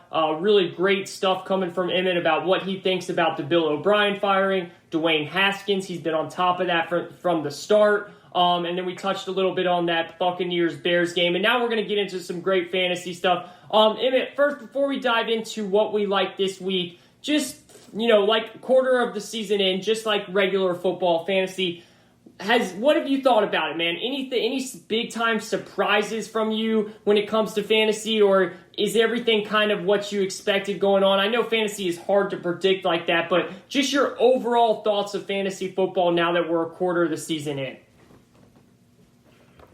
Well, I mean, I think it's gone smooth so far, but I think these next 4 weeks, it's, there's a lot of, tests flying around. Yeah. The way these games are getting moved, I mean, this is going to be a real impact on your year-long league. So that's for sure. I talked about last week how you want to get as much depth as possible. I mean, I'm still all for that. I mean, you need to get as many bodies in your lineup and on your bench as possible, because you're going to have to do a lot of moving. Yeah, and you did say that from the start. You've been saying that for a couple weeks now, actually, and you said what you said last week, which is great. Like capable depth too. I mean, obviously everyone can't have their bench stacked, but players that can come in and get you a reasonable 8-10 points, when something happens. I mean, as a fan, I'll tell you this, I love some double night Monday night football games. I'll take that all day, but it is going to get a little crazy if things like this has to keep happening. So you heard it. Make sure that depth is good to go. All right, let's start it off. Emmet, who do you have this week, quarterback of the week, that is just going to dominate and win you that league? Quarterbacks I like. I really like Bridgewater. I know you don't want to hear that, but no, it's true. How could you not like him? I think his receivers are good, and I think that'll easily take advantage of Atlanta's secondary. Yeah. Rivers, I want to play, but I mean, did you watch the game last week for the Bears? Mm-hmm. It was ugly. He looked horrible. Yeah. I mean, he threw that football like it was a boulder. I mean, it was pathetic. Yeah, man, you know what they look like to me, man? They look like to me what the Broncos were like in Manning's last year. Like, just really good defense and barely hanging on by the quarterback position. Maybe he'll get better as he goes, and he does have a great matchup, but it was hard to watch him offensively last week. Yeah, I mean, you could throw. I like him because you could really throw on Cleveland's secondary. The only problem Cleveland has on defense is Myles Garrett. I can pretty confidently say that I think the Browns will block him. They're not going to be the Cowboys and put an undrafted kid on him, so they'll be able to hold him up and they can be able to move the ball. Dak, of course. I mean, every week you got to start him. Yeah. Justin Herbert. I like Herbert a lot. I think in your year-long leagues, he's a guy you might want to pick up. I was really impressed with Herbert last week. Me too. I don't know if you saw the game. Yeah. I mean, couldn't believe how they blew that game. I know. Unbelievable. Anthony, I don't know how much longer they're going to continue with Anthony. Yeah, dude. And I mean, that was horrible. It was terrible. And then finally he comes out and it says that, okay, Herbert's our guy for the year. Like, the past couple weeks, I don't know if you've heard him, but he's been saying how we're going to go back to Tyrod. I'm like, are you crazy, man? Herbert is looking like a really good quarterback right now, and I actually think that he could put up a fight against the Saints, especially if Michael Thomas doesn't play. That could be a really interesting game. Yeah, I love Herbert. I think, if you're Miami, I said this earlier, but if you're Miami, you really got to get the ball rolling with Tua because you had the pick ahead of Herbert, and Herbert's looking good. So you want to see what you got in Tua, and you got to see what you got because you might be sitting there later going, man, we should have picked Herbert. Man, that's actually gets hurt too. That's actually a really, really interesting point. I did not think about that. I was thinking they just need to get it rolling because why not? Like, you're not winning games with Fitzpatrick. Right. Yeah, okay, you're staying in him a little bit, but you're not doing anything this year. Why not get him out there? But when you put it that way, dude, it's really interesting, especially if you're a Miami fan. Because if you're a Miami fan, you're looking at Herbert, like you said, and you're saying, okay, wow, this guy can play. Like, we need to know now. Dude, did we pick the wrong guy here? Yeah, I mean, not only the fans. I mean, Brian Flores and Chris Greer better be looking at it, too, and Stephen Ross, the owner. But, I love Herbert. I think you might want to pick him up in your year-long leagues. And, just touching on that point with Anthony Lynn, he managed that game so poorly towards the end. I mean, that fumble or that read option was an awful call. I mean, I guess that's what Tampa gets. They got handed that game. I mean, granted, Brady had a great performance, and then they basically handed the Bears the game on Thursday. So it evens out in the NFL. But that's all. I mean, obviously, Russell Wilson, you love him. Kyler Murray versus Jets, you would love him. Kirk Cousins, and maybe he's a streaming option this week. Okay. But I think versus Seattle's defense, you could easily move the ball on them. They don't have any pass rush. They don't have any guys at corner and secondary. So that's all I really like at quarterback. But I think if I had to pick one for DFS off value, I'm going with Bridgewater because you could pick on Atlanta secondary, man. Oh, for sure. They're on their like fifth string safety right now, dude. I mean, they're holding tryouts outside of Flowery Branch, their training facility with walk-ons. Like, come try out. If you ever played football, go down to Atlanta. You might be able to start in their secondary. I'm not even kidding. It is awful, and that's a good one. I like you said, their receivers. DJ Moore, he could have a big game this week. Our defense is atrocious, but DFS that he's probably not that expensive, so that's interesting. Hey, real quick, I want to hit on this with Dak because Dak Prescott is winning some people leagues. I mean, he's putting up numbers in fantasy and numbers overall that are just insane. Do you see that holding up the whole season? I mean, because in my opinion, if that holds up, that means the defense stays as bad as it is. So as a Cowboys fan, as someone that studies fantasy, obviously with you hosting the GSMC Fantasy Football Show, what are your thoughts on Dak moving forward, and does he keep that type of production up all year? I think there's a few matchups where, the secondaries are really poor. I mean, the Rams, their secondary is okay. I mean, it's solid because you have Ramsey. The Falcons obviously are no good. The Seahawks secondary is no good. And I don't think the Browns secondary is very good at all. So I don't know if those numbers, the 500 yards and that, I don't think that keeps up. I think his averages, though, are going to be at least 300 yards, at least 2 touchdowns. And he doesn't turn the ball over much. I mean, he's only going to turn the ball over when he's behind in games and he has to force to get back in the game. But when Dak's playing from ahead and they can play complementary football, which is, that's what they need to do on offense. They need to get Zeke more involved. They have to balance it out because when you get that balance going, Dak can do whatever he wants and he'll be great. But from a fantasy perspective, like you said, you probably want to see the Cowboys go down because with the way they've been doing it this year, they had 24 points in the fourth quarter in 9 minutes versus the Browns. Yeah. I mean, that's a ridiculous pace. So I don't know if it continues, but I just know he's trying to get paid, so it might continue. Well, and he has the weapons to keep it going too, and that's for sure. And one thing we know about Mike McCarthy, even when he was in Green Bay, he does not utilize his running backs very well. Luckily, Zeke is so dang good in the pass game that he's still putting up points in fantasy, but my goodness, man, give Zeke the freaking ball. Like, give him the ball 20, 25 times a game and let him run with it. But Mike McCarthy is not doing that. But for fantasy managers that have Dak, I'm pretty sure they're happy with that. All right, who you got with running back this week? Week 5 NFL. Emmet Weinman, host of the Fantasy Football Show. Who are your favorite running backs going into Week 5? I like Edwards-Helaire. I mean, he's been a little slow these past couple games from a fantasy perspective. I think just because he hasn't really, I don't think he has gotten in the end zone since the opener. Yeah. So I think this will be a week he gets in versus the Raiders. The Raiders, I just think their defense is so depleted. I mean, they have Max Crosby, who's a really nice player. But I don't know. Aside from that, I don't know who they got. I mean, I don't think the way they build it is very good. Their linebackers, I don't know who they are. Defensive tackle, I know they have Malik Collins, who used to be on the Cowboys, and I can tell you right now, he's not going to be causing havoc.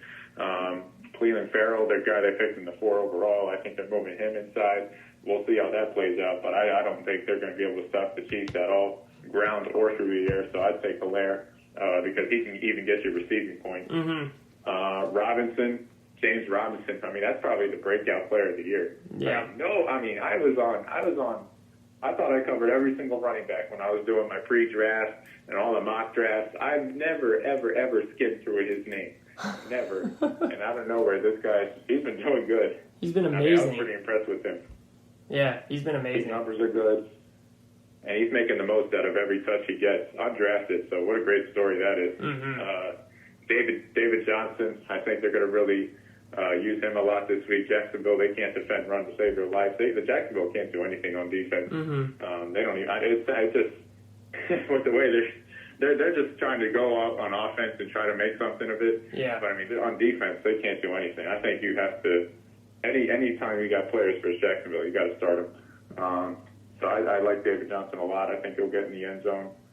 Should have gotten the end zone last week. I had him on my team, but it is what it is. Singletary, as long as Zach Moss isn't back, I think Singletary's a must-start every single game. They're not running as much as they were last year, but they're still getting him involved a lot in the passing game. Obviously, Josh Allen's having a really, really, really good season. So if that continues, that'll create a balance that'll really be hard for defenses to defend. And then Kareem Hunt. I think if he's healthy, you got to start him. I mean, he's now the number 1 running back. He's a running back that obviously he could play. Yeah. He's probably the best number 2 running back in the league. For sure. So to have him as your starter versus that running scheme, I mean, it's the Colts this week, so you have to be a little bit questionable. Obviously, I think they're going to sell out to stop the run, but knowing Matt Eberflus and his Tampa 2 defense, I think you could run the ball on that. So I like Hunt this week. In terms of my picks for DFS, I would probably go expensive at running back this week. Mike Davis, too. You could throw him in there just because it's the Falcons. But yeah, I think my picks this week, I'd probably go expensive. I go either Helaire, David Johnson, or Robinson on one of those 3. So if you had to choose a flex, I could go all 3. But I think Helaire and David Johnson would be my top 2. Yeah, well, for someone that has Helaire, I hope you're right because he looked amazing week 1, and he's looked good. I mean, he still looks like a good running back, like coming as a rookie. He's clearly a good pick and everything, but he's just not getting the production because of, like you said, he hasn't been getting in the end zone. So for selfish reasons, I really hope you're spot on with that. And overall, like everyone that you said there, it'll be the whole thing about Jacksonville, dude. I mean, Joe Mixon finally looked like he was the legit running back that everyone thought he was last week. Came out of witness protection. Yeah, right? I was like, my goodness, there he is. that was he was hiding, man. He was in witness protection. Now he's out. Yeah, no, that was great. Also, real quick, and this, I guess you can tie it into fantasy because the whole David Johnson, Deshaun Watson thing. with them firing Bill O'Brien, do you think that's something that's going to get them pumped up? Like they might even just turn it up a notch, really try and get their first win, which will help those guys produce in fantasy as well? Yeah, I think temporarily it would get them pumped up, but I mean that's not going to last throughout the season. Yeah. I mean they understand the season's gone.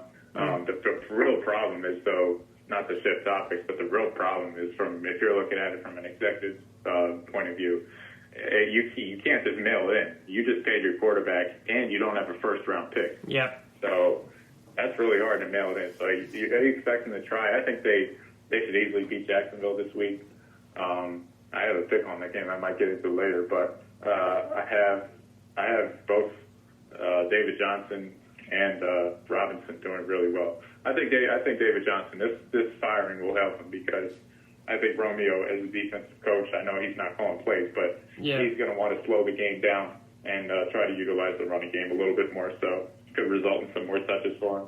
Yeah, for sure. I agree, and you're spot on with the whole where their franchise is. Whoever comes in as the GM is going to have to get very tricky with how they're going to do things and just really overall smart about it. Maybe that ends up trading someone like a J.J. Watt to get some of those picks back or something. I know fan bases love him, but I don't think anyone's taking that. I know, but you got to do something and get some type of those picks back because Bill O'Brien really screwed them up as they move into the future there. All right, let's move on. Where are we going with wide receivers this week? Wide receivers, I think Vikings receivers, Jefferson, Thielen, you got to start them. I mean, Seattle's not good in secondary at all. I don't think with the way Russell Wilson's playing, I mean, it doesn't seem like they're really addressing their defense much in terms of just trying to get them rallied and get them down more like the Cowboys are. But I don't think anyone's as bad as the Cowboys, right? With the way Russell Wilson's been playing, I mean, you don't really need to address your defense. Mm-hmm. So I take the receivers. I think Jefferson. I really like. I think he'll have a good game. Thielen. I think both the Cowboys and the Giants receivers, specifically Slayton. Yeah. Slayton really intrigues me. I think he'll give the Cowboys. He's the only one I think will give the Cowboys problems. I know the Cowboy killer Golden Tate playing. Maybe that's a good play. I mean, Golden Tate, in my opinion, is just too washed up at this point. He's over 33, 34 years old. He doesn't have the burst as he used to. Darius Slayton, I think, is the one that'll give the Cowboys trouble. And then, obviously, the Cowboys just leave at home. I think they're must-starts if you have them at home. I said that last week. Scrolling through the list now, I like Seattle's receivers. I think with Metcalf, they'll be able to easily move the ball in Minnesota's secondary. Minnesota's really young at defense, so they should be able to put some fear in them and really go deep on them like they did versus Dallas's defense. For DFS, if I had to pick, and Panthers receivers too. I mean, obviously it's the Atlanta secondary. So DJ Moore, Robbie Anderson. Robbie Anderson's a little bit of a surprise. Yeah. I mean, what do you think about him? Dude, he's been amazing. I did not think he was going to gel this well with Bridgewater, but I really give a lot of credit to Joe Brady, the offensive coordinator, and what they're doing down there. Okay. I mean, dude, they started that season 0-2. They looked terrible. Both of those losses, I mean, they looked all out of whack. Since then, they have really come back and put together. Matt Rule, the head coach, deserves credit. Joe Brady, they've been playing great football. And I don't know if you watched that game against the Cardinals, but dude, Teddy Bridgewater went on a run that, I mean, he looked like Lamar out there, and it was kind of cool to see. You know, I hate the Panthers. I'm a Falcons fan, but it was cool to see someone that has gotten injured like that. I mean, I don't even remember him being able to run like that before his injury. So I feel like Joe Brady has kind of gotten that offense woke up and has Teddy Bridgewater playing. So I think by far Robbie Anderson's one of the surprises to the seasons, and they probably or definitely will keep that going against the Falcons defense. That's for sure. Yeah, I love Brady. I love the way he calls the game. I mean, it's just very balanced. He's going to be a head coach soon. I don't know, man. We'll see. He's very young, so it could be a chance Zach Taylor can get a job. But Matt Rule, I think he's really, building a culture that I think these players are buying into. I mean, you watched last week they literally ran power with Mike Davis. Yeah, power, they left, did. Power right the whole game. Yeah. That's all they did. I mean, they were just running down the Cardinals' throat. Yeah. And I think the Cardinals, with the way they play, they're not used to that. You know, Cliff Kingsbury's right now, let's aerate it, let's play pretty boy ball. And listen, that's going to work. But when you play a team that just wants to get in the trenches and be tough, the Cardinals aren't going to be able to handle that. And that was a really good game by both Matt Rule and Joe Brady for saying, hey, we could just let's buckle up, pull the bootstraps up, and be more physical than these guys. And that's what they did, and they won the game. Mm-hmm. And, I mean, Bridgewater has always had the intangibles, the leadership. Players really like him. Players really want to play hard for him. I think ever since he had that knee injury, though, he's really been limited in terms of just his mobility. And I think that's really affected him just in terms of his overall quarterback. But, yes, I mean, he looks healthy, and he looks like he's playing at his best level. And I think a lot of that has to do with what they're building down there. A lot of players are believing. So I agree. Yeah. I like where they're going. Yeah, no, they've looked awesome. I want to touch on something. You know, you brought up the Cowboys receiver, and I think a lot of fans have this question because a lot of people bought into Michael Gallup this offseason. He ended the season great. I mean, he looked really good, 1,000-yard receiver last year. Clearly, CeeDee Lamb is showing that he is the right wide receiver that everyone thought he was going to be. He's the wide receiver that should have never been where he was picked in the draft. He should have gone way higher than that.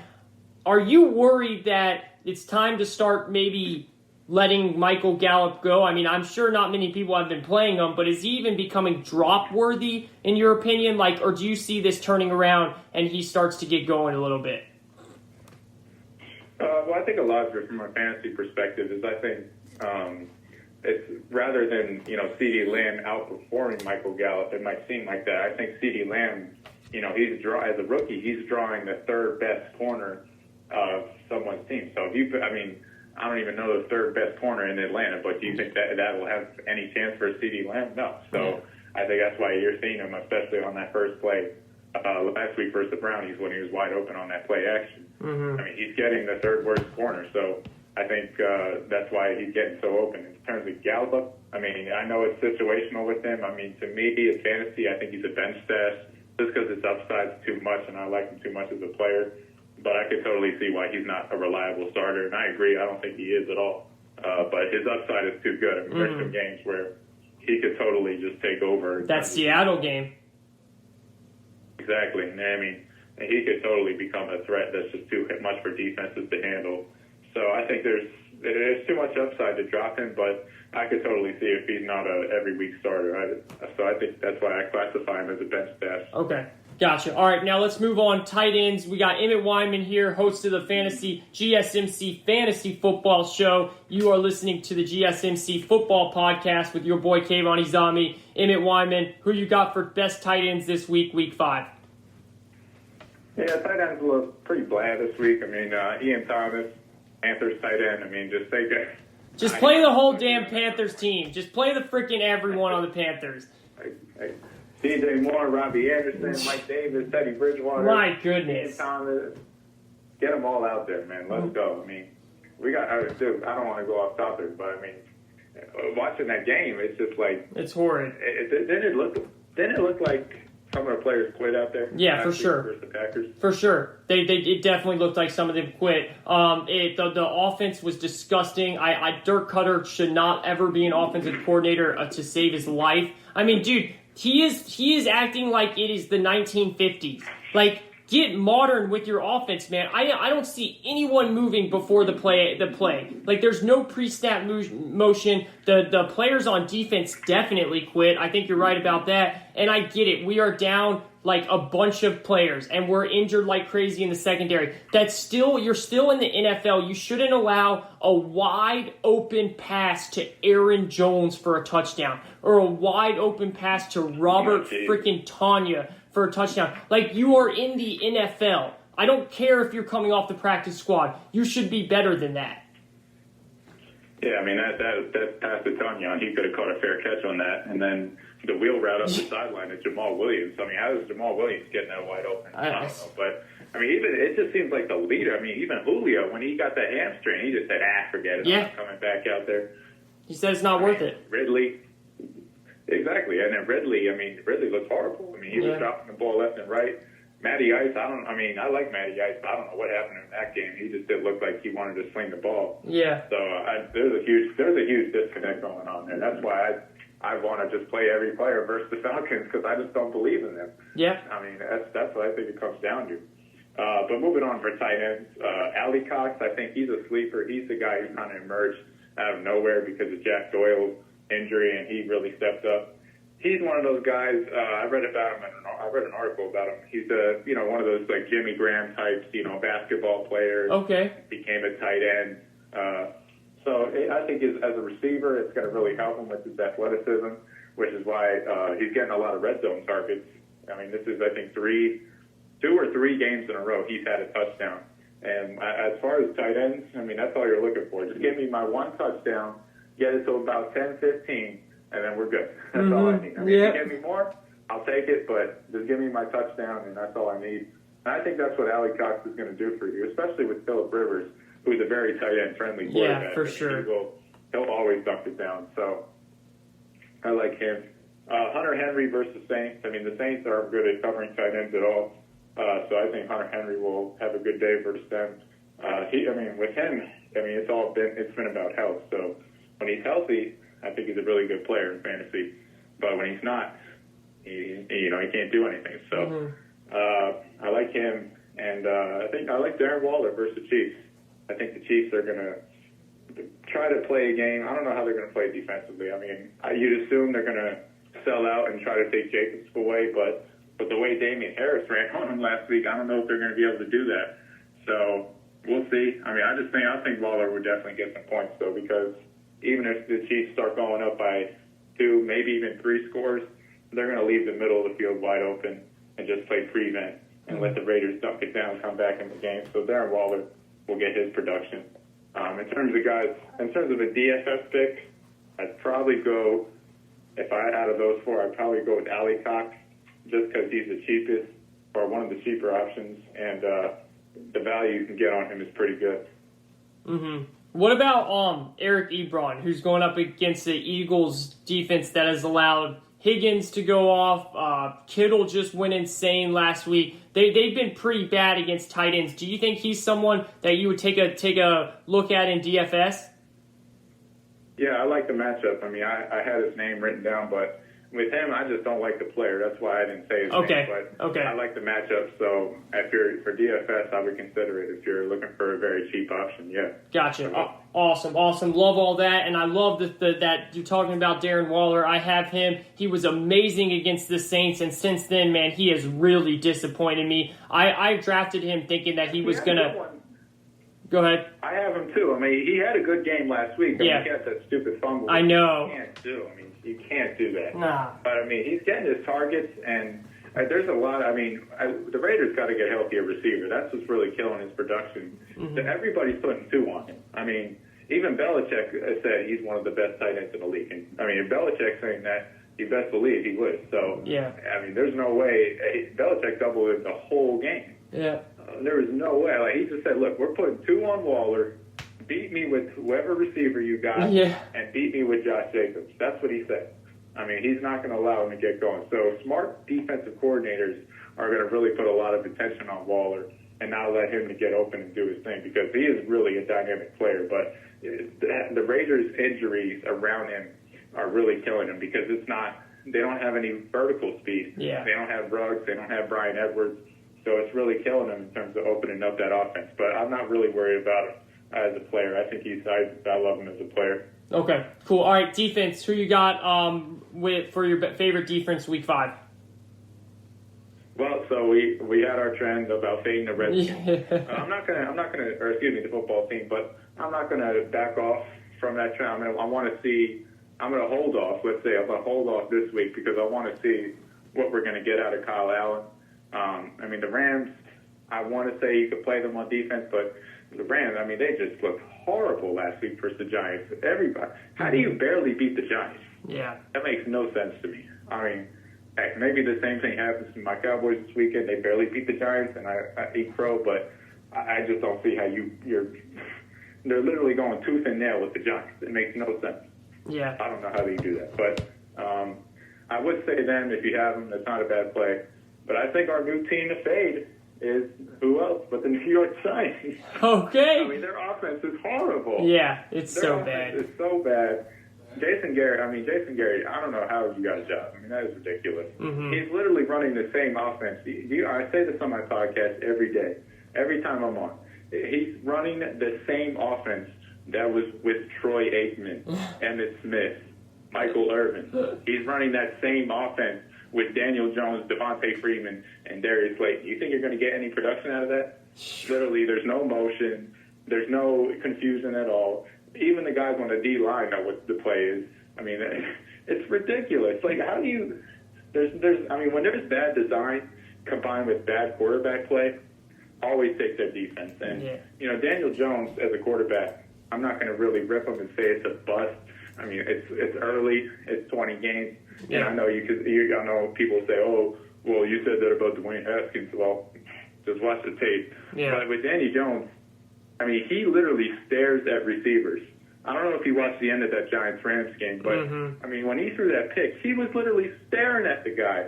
The DB had a chance to turn around, look at Daniel Jones, say, okay, you're going to throw here? And then he threw it. Yeah. It's like, okay, that's a cookie.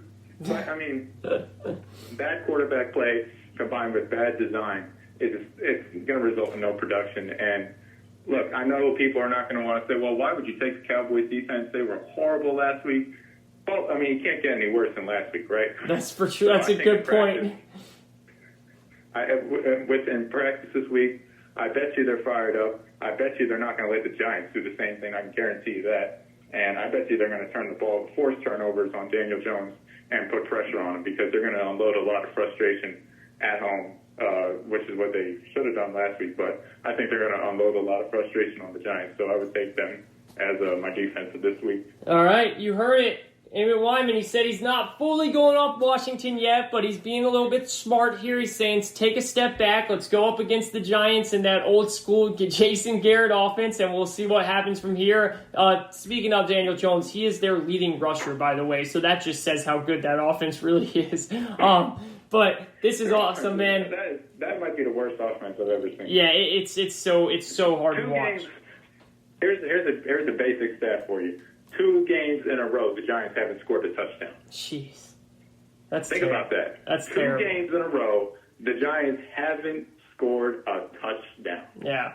Are you kidding me? This is at least that streak will end this week. That's all I can say. And this is an NFL where, I mean, we're talking about games are going over the 57, 60 total mark. Like this is not the 85, Bears where, defenses are just outrageous and it's 6-3 every game. No, this is like the real NFL where the NFL wants scoring like crazy. So that's just so sad. But Emmet Weinman always go ahead.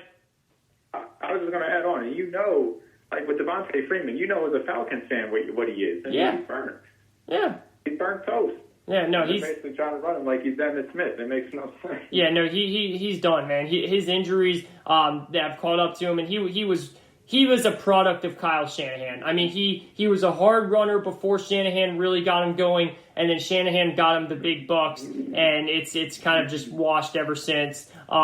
So it's going to be interesting to see how that goes this week moving forward for the Giants. I know it's all Jason Garrett's homecoming game against the Cowboys. And that's the thing. That's my last point about the Cowboys defense. If you're not fired up to play your former coach this week, I don't know what else is going to get you fired up. So I expect them to come in like doomsday defense. Just this week, though. Just this week. if they allow 30 points or so to this Giants team, then they're all is lost with this. Off. Yeah, I mean, that you can't allow that to happen, especially after how embarrassed it was last week. Like you said, they watched the film, they were embarrassed, they went in practice, they worked on it. They should come out firing, and they have all the motivation in the world now. Emmet Weinman, man, you killed it as always, bringing us all the best fantasy advice. Just talking football. It's always great. Go check him out on the GSMC Fantasy Football Podcast. This is the GSMC Football Podcast. Emmet, we'll have you on next Saturday. Enjoy your college football. Enjoy your NFL football. Hopefully your team can get a win. Hopefully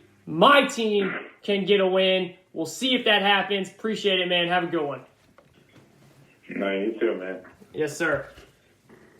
Thank you, everyone, for listening to the GSMC Football Podcast, brought to you by the GSMC Podcast Network. I would like to ask that you please remember to subscribe to the show, write a nice review. We've actually gotten a lot of great reviews from you guys, so we really appreciate that. Also, if you can, follow us on the social media, platforms, Facebook, Twitter, Instagram.